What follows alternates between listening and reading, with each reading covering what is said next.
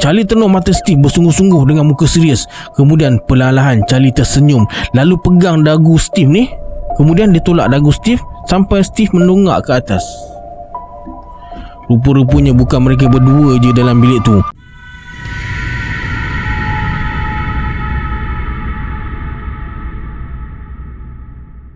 A'udzubillahi minasyaitonirrajim. Bismillahirrahmanirrahim. Assalamualaikum warahmatullahi wabarakatuh. Apa khabar sahabat semua? Kembali lagi bersama saya Syarul. Terima kasih sebab dah klik video ni. Semoga yang menonton video ni ditambahkan rezeki dan dipermudahkan urusan dunia dan akhirat. Hari ni saya akan kongsi 7 kisah seram daripada luar negara. Dari kisah terowong misteri di Tennessee hingga kisah seorang petugas kecemasan. Nak tahu kisah mereka ni macam mana? Tonton video ni sampai habis. Jangan lupa subscribe, like dan komen dalam video ni pada nak join grup Telegram saya. Saya letakkan link dekat bawah. Macam biasa, sebelum saya mulakan, jom kita baca selawat dulu. Sallallahu Rabbuna ala nuril mubin Ahmad al-Mustafa Sayyidil Mursalin. Sallallahu Rabbuna ala nuril mubin Ahmad al-Mustafa Sayyidil Mursalin. Sallallahu Rabbuna ala nuril mubin Ahmad al-Mustafa Sayyidil Mursalin. Tanpa buang masa lagi, jom let's jump to Rabak Seram.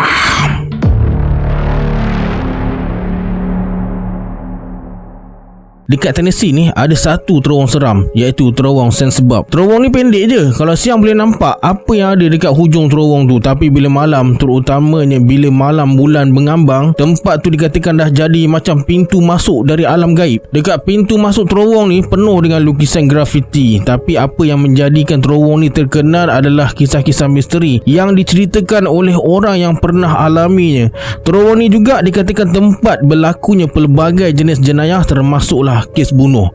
Macam-macam cerita pasal terowong ni. Jeritan, penampakan, bunyi-bunyi pelik, termasuklah gelak ketawa budak kecil yang hanya kedengaran pada waktu malam. Terowong ni memang gelap lain macam bila waktu malam. Kalau berjalan dalam tu macam masuk lorong hitam. Ada satu cerita yang paling terkenal pasal terowong ni. Kisah seorang lelaki bernama John. Dia cadang nak rasa sendiri keseraman dalam terowong tu. Jadi dia pun bawa kereta seorang diri masuk dalam terowong tu waktu malam. Dia bawa pita rakaman dan pistol untuk keselamatan dia. Sebelum masuk, John berhenti depan terowong dan sapu satu kereta dia dengan bedak. Lepas masuk dalam terowong tu, John matikan enjin, matikan lampu dan pasang pita rakaman dia. John kata malam tu sejuknya lain macam. Walaupun waktu tu tengah musim panas, dalam kesunyian malam tu dia terdengar bunyi titisan air. Tak lama kemudian, sayup-sayup kedengaran suara budak kecil. Tapi suara tu tak berapa jelas. Apa yang membuatkan John betul-betul terkejut bila ada sesuatu langgar pintu belah penumpang kereta dia. Berdentum bunyinya sampai bergoyang kereta tu dan tercampak pita rakaman yang dia pegang tu. Cepat-cepat John hidupkan enjin kereta, tapi tak hidup-hidup. John mula panik. Dia hidupkan lampu telefon bimbit dia. Sambil tu John cuba hidupkan enjin kereta, tak berjaya juga. John terfikir nak lari je dari situ sebab terowong ni pendek je. Tapi dia risau apa yang akan jadi dekat luar kereta nanti. Dah lah dekat luar tu macam ada sesuatu. Jadi nak tak nak John duduk je dalam kereta tu. Tiba-tiba John terdengar suara budak ketawa mengekik-ngekik. Tapi suara tu perlahan je. Bertambah paniklah si John ni. Mengelupur dia hidupkan enjin kereta. Nasib baik mau hidup. Tak tunggu lama dah, John terus undur kereta keluar dan tinggalkan terowong tu. Bila sampai dekat tempat ada orang, John keluar dari kereta nak tengok ada apa-apa kesan tak dekat kereta dia. Sebab tadi kan dia letak bedak satu kereta. John tengok kereta dia penuh dengan tapak tangan budak kecil. Sejak tu John tak berani pergi situ waktu malam lagi.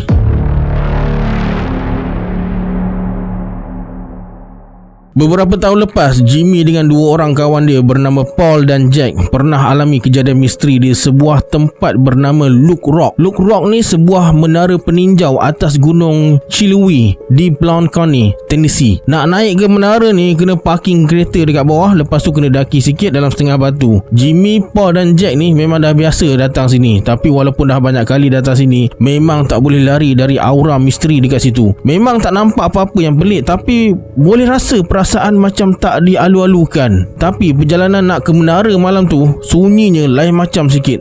Tak ada langsung bunyi-bunyian hutan, bunyi cengkerik, bunyi daun-daun disapa angin, bunyi burung. Memang senyap sunyi. Sepanjang perjalanan naik tu tak ada apa-apa yang pelik. Lepas lepak sembang-sembang dalam pukul 3 pagi, mereka bertiga turun. Dekat bawah menara ni ada batu-batu besar. Diameternya dalam 6 kaki, disusun sebagai perhiasan. Masa nak turun tu, Jimmy nampak ada satu lembaga hitam tengah duduk mencangkung atas salah satu batu tu dengan mata merah menyala. Lembaga hitam tu renung je mereka bertiga. Lepas tu terus hilang. Jimmy rasa dia seorang je kot yang nampak lembaga tu, sebab Paul dengan Jack jalan sambil menyembang buat tak tahu je. Jimmy pun jalan lah macam biasa. Sampai dekat bahagian laluan yang membengkok 90 darjah ke kanan, Jimmy terperasan sesuatu. Ada 4 pasang tapak kaki, padahal mereka bertiga je. Jimmy terus berhenti kejap. Paul dan Jack jalan macam biasa. Tak perasan Jimmy dah berhenti berjalan. Dekat belakang Jack, Jimmy nampak macam bayang-bayang hitam tengah ikut dia. Bentuk macam manusia. Kejap je bayang-bayang tu muncul, lepas tu hilang. Nak sampai bawah tu ada sebatang pokok tumbang, tapi dah tumbang lama lah. Batang pokok tu patah separuh je, jadi tak semua bahagian pokok tu atas tanah. Dekat bahagian yang patah tu, mereka bertiga ternampak lembaga hitam bermata merah tengah renung mereka. Apa lagi, macam tak cukup tanah mereka lari. Sampai dekat kereta, cepat-cepat mereka keluar dari kawasan tu, balik ke rumah. Nasib baik sepanjang perjalanan balik tu tak ada apa-apa berlaku. Jadi mereka ingatkan gangguan tu habis dekat situ je. Rupanya tak. Mereka bertiga pulang naik kereta Jimmy. Jadi Jimmy hantar Jack dekat rumah dia dulu, lepas tu hantar Paul pula. Rumah Paul dengan Jack ni jarak dalam 15 minit je. Jimmy baru nak turunkan si Paul ni, tiba-tiba Paul dapat panggilan dari Jack. Jimmy tengok muka Paul dah berubah. Tanpa cakap apa-apa, Paul suruh Jimmy patah balik ke rumah Jack. Sampai dekat rumah Jack, mereka berdua tengok rumah Jack terang benderang.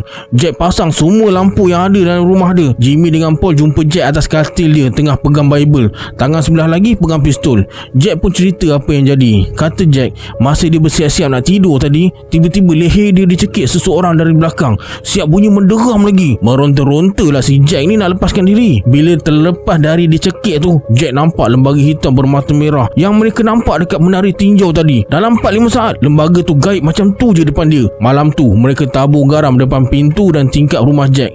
Jimmy terbaca dekat mana tah benda tu takut garam. Nasib baik sekali tu je mereka alami peristiwa pelik dan seram macam tu. Jimmy ada juga tanya-tanya orang benda apa sebenarnya tu. Ada yang kata makhluk tu namanya Im. Tapi walaupun Jack kena ganggu, mereka tak serik. Masih lagi suka lepak dekat menara tu, tapi waktu siang je lah. Tak berani dah nak melepak malam-malam.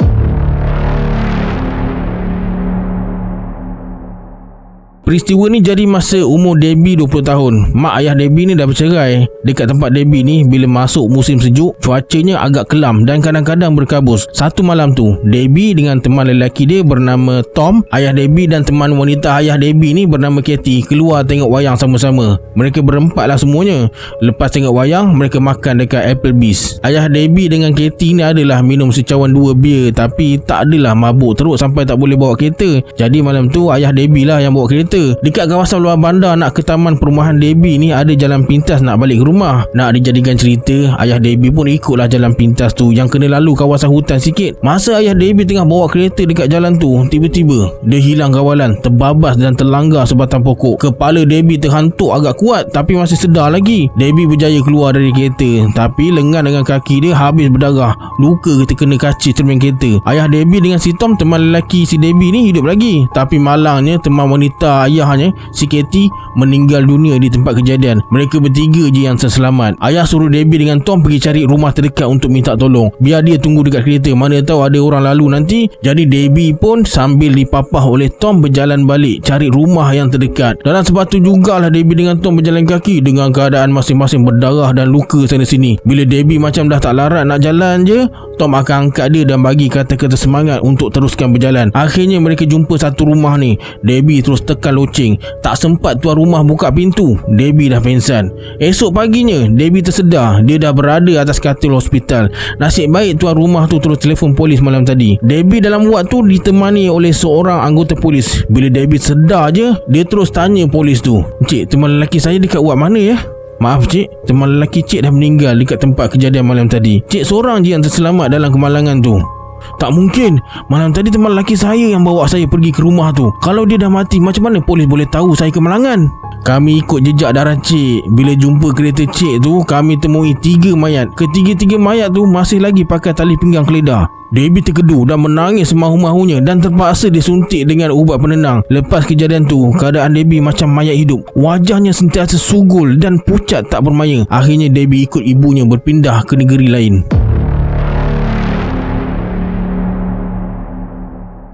Masa Kamal muda dulu, dia pernah tinggal dekat Taiwan selama setahun. Taiwan ni antara tarikan utamanya adalah pasar malam. Pasar malam dia macam Petaling Street. Ada satu hari tu, Kamal pergilah ke satu pasar malam yang agak terkenal dekat Taiwan tu. Masa nak balik tu, Kamal perasan ada papan tanda kafe internet dekat tingkat 6 di salah satu bangunan yang terletak bersebelahan dengan pasar malam tu. Kamal cadang nak pergi ke kafe internet tu lah, nak hantar email dekat keluarga dia. Maklumlah zaman tu smartphone pun tak wujud lagi. Kamal pun ikutlah papan tanda tu. Nak pergi ke kafe tu kena ikut satu lorong gelap. Lepas tu akan jumpa satu bangunan yang agak usang. Dalam bangunan tu ada lift. Lift tu nampak baru kalau nak dibandingkan dengan bangunannya. Tapi Kamal perasan lift tu tak ada butang untuk ke tingkat 4. Butang lift tu dari 1, 2, 3 terus lompat ke tingkat 5 dan 6. Bangsa Cina ni kan memang terkenal sikit dengan kepercayaan. Yang nombor 4 tu bawa nasib malang. Jadi Kamal pun tak fikir apalah, terus tekan butang tingkat 6. Lift pun bergerak naik perlahan.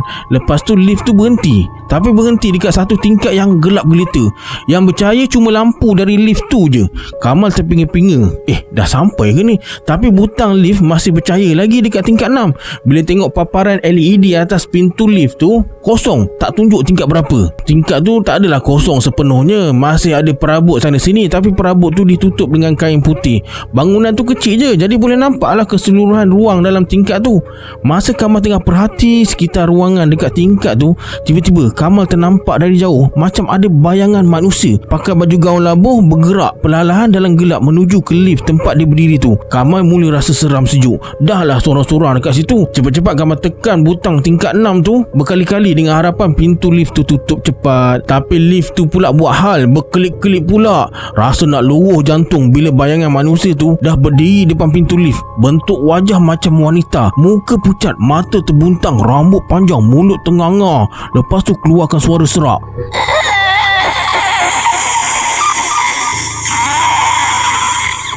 Kamal terus ke belakang sambil pejam mata. Beberapa saat kemudian pintu lift tertutup dan lampu lift terang semula. Sampai tingkat 6, Kamal terus pilih PC, hantar email, chat tanya khabar kawan-kawan yang masih online. Dah selesai, nak bayar dekat pakcik jaga sisi tu. Kamal cerita kejadian tadi. Lepas Kamal cerita, muka pakcik tu terus pucat. Kata pakcik tu sebenarnya banyak kali jugalah pengunjung sisi dan pekerja dekat tingkat lain di bangunan ni kena kacau macam Kamal kena ni. Tapi tak adalah sampai benda tu muncul depan lift. Cuma nampak dari jauh je. Kamal tersekat tadi dekat tingkat 4. Dan tingkat 4 tu ada sejarah hitamnya. Dulu tingkat 4 tu asalnya salon gunting rambut. Satu hari salah seorang staf dekat situ bunuh diri dekat salon tu. Kelar pergelangan tangan sendiri. Staf tu mati dalam salon tu juga. Lepas kejadian tu, salon tu tetap beroperasi macam biasa. Tapi salon tu mula dihantui dengan peristiwa-peristiwa pelik. Bila ada pelanggan basuh rambut, air jadi merah macam darah. Ada yang ternampak dalam cermin bayangan orang berjalan. Tapi bila pandang belakang, tak ada. Lama kelamaan orang tak berani dah nak pergi situ dan akhirnya salon tu ditutup. Pemilik bangunan tu cubalah nak sewakan tingkat 4 tu, tapi tak ada siapa berani nak sewa walaupun pemilik bangunan tu dah turunkan harga sewa. Hinggalah ada satu kedai alat tulis ni nak sewa dekat tingkat 4 tu. Jadi toki kedai alat tulis tu pun ubah suailah ruangan tu untuk dijadikan kedai baru. Tapi kontraktor tu pula kena kacau. Barang-barang selalu beralih tempat. Cermin dari salon lama tu tiba-tiba pecah macam dibaling sesuatu. Hinggalah pekerja kontraktor tu hampir tersepit bila pintu lift tu tutup secara tiba-tiba. Sudahnya kontraktor tu pun lari sekali dengan penyewa baru tu. Tak jadi nak sewa situ. Pemilik bangunan tu putus asa. Dia pun tutup tingkat 4 tu terus dan buat lift baru yang agak istimewa sikit. Lift tu memang diprogramkan untuk tak sesekali berhenti dekat tingkat 4. Tapi kadang-kadang ikut nasib, lift tu akan berhenti juga dekat tingkat 4 tu. Nasib baik masa turun lift nak balik rumah tu, Kamal tak kena ganggu lagi. Sejak hari tu, Kamal dah tak pergi dah dekat sisi tu lagi.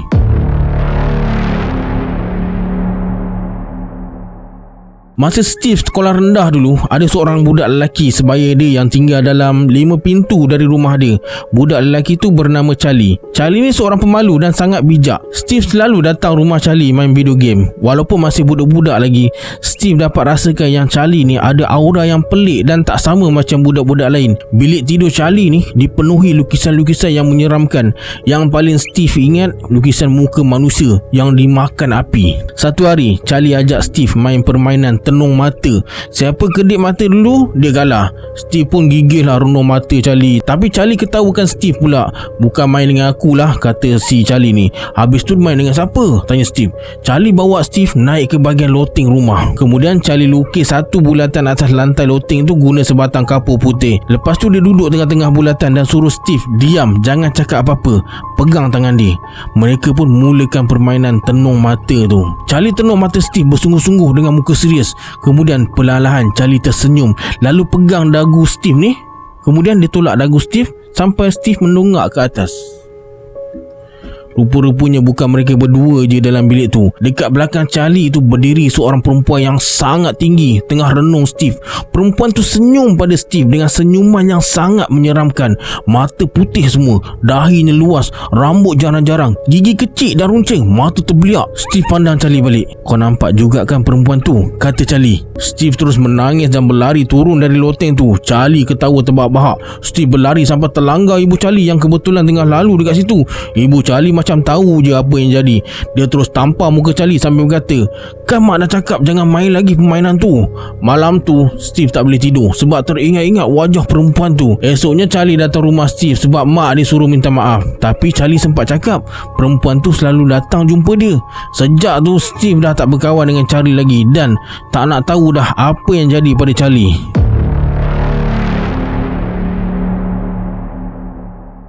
Peristiwa ni terjadi pada Jai, tinggal di sebuah kampung di India Utara. Jai tinggal di situ dengan mak, isteri dan anak-anak dia. Kehidupan Jai ni biasa-biasa je, tak adalah semewah mana. Tapi Jai cukup puas hati dengan kehidupan dia. Tambahan pula dia duduk kampung. Memang aman, damai dan tenang je lah. Tapi hidup Jai yang tenang tu tak kekal lama. Suatu hari, Jai dikejutkan dengan kematian seorang nenek tua di kejiranan dia tu. Sedara jauh Jai juga, pangkat makcik.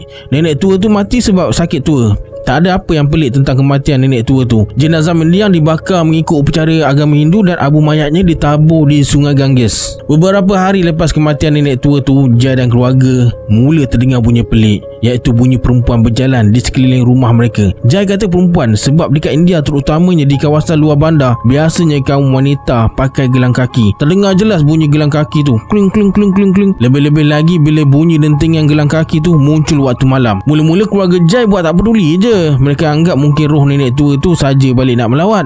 Tapi lama kelamaan bunyi gelang kaki tu makin kerap pula berbunyi dan bunyinya semakin kuat. Jai dan keluarga dia pula suka tidur dekat luar bilik ramai-ramai bawah langit malam. Tidur dekat luar ni memang benda biasa dekat kawasan luar bandar. Bila dah tidur ramai-ramai, barulah masing-masing dapat rasakan kehadiran sesuatu yang berniat jahat di sekeliling mereka. Keluarga Jai dah rasa tak selesa sebab mereka rasa macam diperhatikan. Kali ni bukan setakat bunyi gelang kaki je, bunyi ketukan pun ada. Akhirnya Jai suruh ibu, isteri dan anak-anak dia tidur dekat dalam rumah. Jai buat keputusan malam tu dia nak berkawal. Mula-mula berkawal tu Jai rasa macam biasa je lah. Tapi bila dah masuk pukul 2 pagi, Jai dapat rasa bukan dia seorang je yang tengah berjaga masa tu. Di tengah malam yang sunyi sepi tu, Jai terdengar suara seorang perempuan berkata, sampai bila kau nak berjaga? Aku akan masuk juga rumah kau walau macam mana sekalipun. Tapi bila Jai perhati sekeliling, tak ada apa-apa yang dia nampak. Lepas tu sampai ke pagi, bunyi tu dah tak muncul lagi. Tapi malam tu baru permulaan. Dulu bunyi-bunyi je, sekarang ni dah ditambah dengan bunyi bisikan pula. Entiti tu dah berani bercakap dengan ahli keluarga Jai. Yang terpilih je yang boleh dengar suara entiti tu. Disebabkan dah tak tahan sangat, Jai bertanya orang sana sini tentang masalah dia. Akhirnya Jai diperkenalkan dengan seorang bomoh. Bomoh tu suruh Jai bungkus beberapa batang bali dengan kain hitam, kemudian gantung dekat tangan atau letak dekat dengan bantal. Malam tu Jai pun buatlah apa yang bomoh tu suruh dan tidur semalaman dengan bungkusan batang bali tu. Esoknya dia bawa bungkusan tu jumpa bomoh. Buka je bungkusan tu, biji-biji bali tu hilang, yang tinggal cuma batangnya. Bomoh tu kata entiti yang ganggu Jai tu sangat kuat sampai mampu hilangkan biji-biji bali dalam bungkusan yang diikat ketat, dan bomoh tu tak dapat kenal pasti apa jenis entiti tu. Bomoh tu hanya mampu halau entiti tu dari rumah Jai. Nak hapuskan memang tak boleh. Selang beberapa hari kemudian, bomoh tu buat upacara pembersihan rumah dengan pelbagai ritual dan jampi-jampi serapah sampai berjam-jam lamanya. Nasib baik ritual tu menjadi. Jai dan keluarganya dah tak diganggu entiti tu lagi. Cuma yang jadi persoalan pada Jai, apakah entiti tu dan kenapa ianya muncul lepas nenek tua tu meninggal dunia.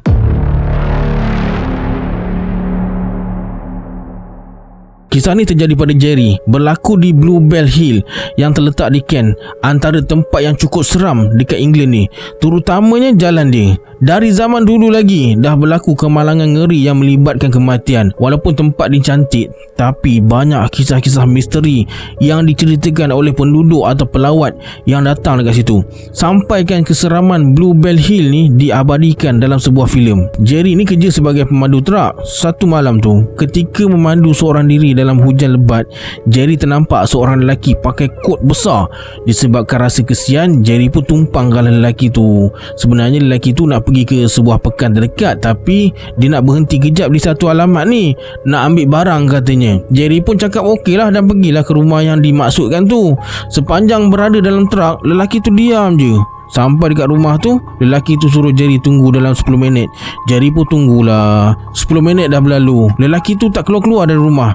15 minit tunggu pun tak ada. Akhirnya sampai 20 minit, Jerry dah malas nak tunggu dah. Dia pun memandu pergi dari situ. Menyumpah-nyumpah lah Jerry sebab rasa dipermainkan. Dalam 10 km Jerry memandu, tiba-tiba dia ternampak lelaki yang ditumpangkan tadi tengah berjalan dalam hujan. Tapi kali ni lelaki tu dah bawa beg pula. Terkejut Jerry masa tu. Rasanya dia tak nampak pun ada orang keluar dari rumah tu tadi. Dan macam mana lelaki tu boleh berjalan dalam hujan lebat sampai 10 km dalam masa 20 minit? Kali ni Jerry tak nak tumpangkan lelaki tu. Dia pun memandu dengan selamba. Bila nak potong je lelaki tu, tiba-tiba lelaki tu melompat tengah jalan. Sampai berdiri Jerry brake mengejut. Lepas tu Jerry turun dari trak nak tengok keadaan lelaki tu. Tapi lelaki tu dah gaib, hilang macam tu je. Jerry terus ke balai polis nak buat laporan. Tapi polis tak nak terima laporan dia. Polis tu kata dekat jalan tu memang dah ramai sangat orang buat laporan macam Jerry tu. Lelaki yang Jerry tumpangkan tu memang tak wujud.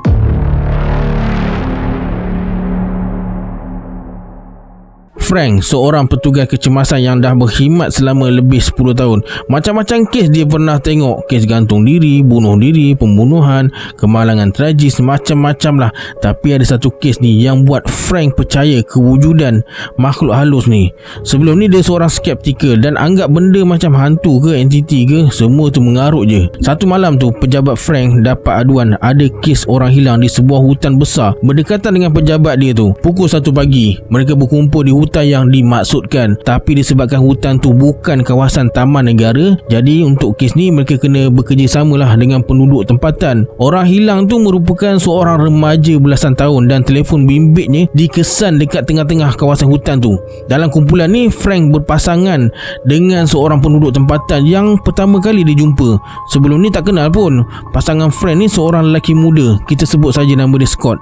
Rasanya mungkin Scott ni kawan kepada orang hilang tu. Mereka berdua berjalanlah masuk dalam hutan tu dengan lampu suluh masing-masing. Masa ni masih ramai lagi lah, tapi berselerakan dengan pasangan masing-masing. Lebih kurang sejam berjalan, macam-macam lah yang Frank dengan Scott ni sembangkan. Hinggalah mereka berdua terdengar bunyi pekikan yang nyaring. Tak pasti bunyi apa, yang pasti bukan suara manusia.